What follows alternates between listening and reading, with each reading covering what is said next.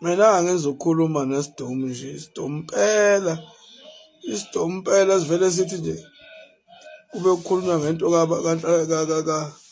kaSenzo Mchunu yobugebengu bese zothi hhayi ndawonye ku-GNU.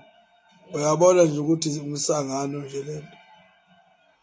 Umuntu uzonifundisa ipolitiki kuze kubuye obuyayo kodwa nithi niyazi. I-GNU yayingeke ingabi bikho ngaphela alikho iqembu elaphatha ngo-majority. Angase ngikhulume kangaki lento. Umthetho wakhona nifuna nje ukunyela inkatha. Kodwa ngifuna ukunitshena ukuthi ipolitiki lesonifundisa kuze kubuye obuyayo.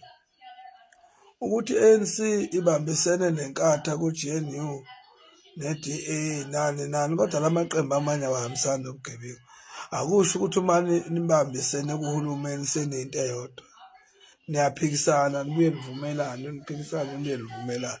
Nize niphume nesinqumo esifanele esizovuna abantu. Lokhu kaSenzo Mchunu akuyithinti nje kancane i-GNU. Ubugebengu abenza ngale efihla ubugebengu enza yonke lento eshiwo uNhlahla Mkhwanazi isuke ingekho inkatha. Ubugebengu nje bakhe bokuthi vele yena wayevele ANC ezigebengu eseqenjini legebengu. Ngiyabona nje enkatheni ngabe kadama. Yingakho ngithe mina isitatimende senkatha sithi uMatamela akamise aphenywe, uma etholakale necala aboshwe. That's it. Asihlangani-ke nobugebengu abenzayo. Ngiyekeni-ke lento yenu yokuthi nihlanganise izinto ey'ngahlangani. Khombisa ukuthi ipolitiki aniyazi.